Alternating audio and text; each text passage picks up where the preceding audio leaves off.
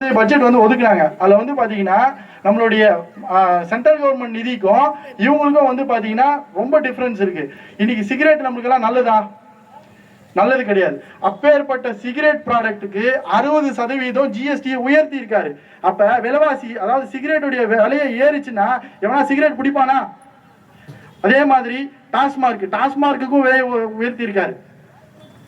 அது மாதிரி எதெல்லாம் நம்மளுக்கு கேடோ அதெல்லாம் வந்து விலைவாசியை உயர்த்தியிருக்காரு. எதெல்லாம் நம்மளுக்கு தேவையோ அதெல்லாம் விலைவாசியை குறைச்சிருக்காரு.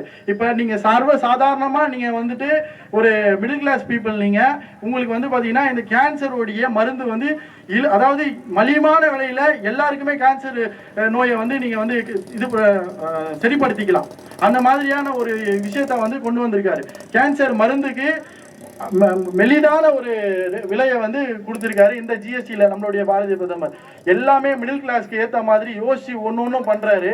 ஆனால் இவங்க திமுக அரசு அதில் ஸ்டிக்கர் ஒட்டிப்பாங்க. ஆவாஸ் யோஜனா திட்டம்னு ஒரு திட்டம் 2020க்கு முன்னாடி எத்தனையோ பேர் நீங்கள் வந்து பார்த்தீங்கன்னா இங்கே வந்து இந்த பிஎம் ஸ்கீம் மூலியமா வந்து வீடு வந்து கட்டியிருப்பீங்க. 2.5 லட்சம் ரூபாய் அமௌண்ட் வந்து பார்த்தீங்கன்னா உங்களுக்கு சென்ட்ரல் கவர்மெண்ட் கொடுத்துருக்கோம். அதை வந்து நீங்கள் வாங்கி பண்ணியிருப்பீங்க. இன்னைக்கு இந்த திமுக அரசு வந்ததுக்கு அப்புறமா அப்படி ஒரு வீடே வரல. ஏன்னா எல்லாம் கலைஞர் வீடுன்னு சொல்லிட்டு மாத்திட்டு ஒரே ஒரு கலைஞர் வீடு நீங்க காட்டுங்க, நான் காட்டுறேன் இந்த பகுதியில் எத்தனை பிஎம் உடைய வீடு இருக்குன்ட்டு.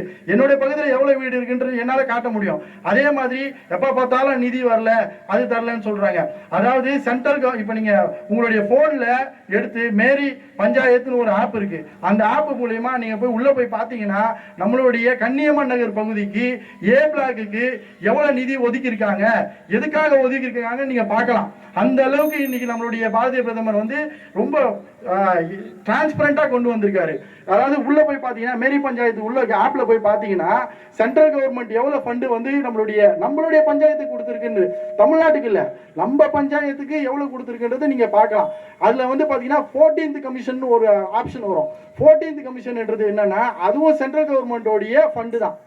அதையும் இது சென்ட்ரல் கவர்மெண்ட் கொடுக்குற ஃபண்டையும் 14th கமிஷன் ஃபண்டையும் நீங்க ரெண்டுத்தையும் ஒப்பிட்டு பார்த்தீங்கன்னா நம்ம ஸ்டேட் கவர்மெண்ட் இந்த 2 ஃபண்டத்தையும் விட இந்த ஃபண்டு வந்து ரொம்ப கம்மியா இருக்கும். இந்த மாதிரி ஒவ்வொன்றுத்தையும் நம்மளுடைய பாரதிய பிரதமர் நம்மளுக்கு கொடுக்குறாரு.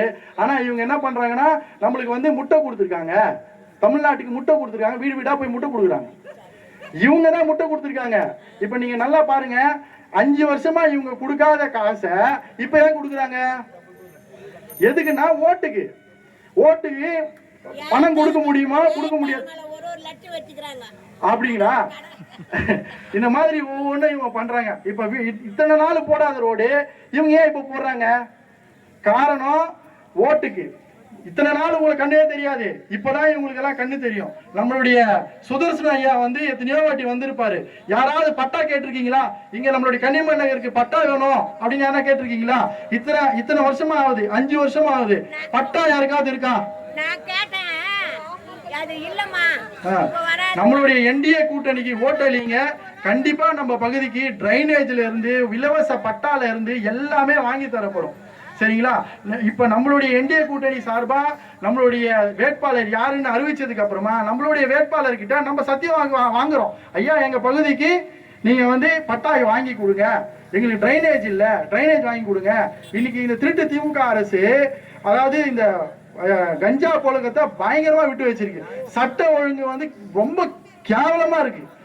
இங்க காவல்துறை இருக்கிறீங்க, பட் எனக்கு பிரச்சனை கிடையாது.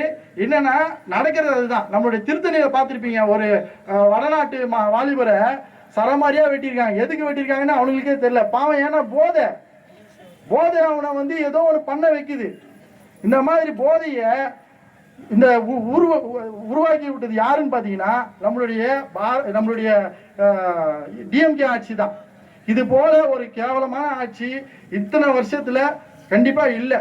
ரொம்ப வந்து போதைக்கு அடிமையாகி நம்மளுடைய குழந்தைங்க, உங்க வீட்டு குழந்தைங்க, நம்ம பக்கத்து வீட்டில் இருக்கிற குழந்தைங்க எல்லாருமே பாதிக்கப்படுறாங்க. நம்மளுடைய என்டிஏ கூட்டணிக்கு வாக்களிங்க.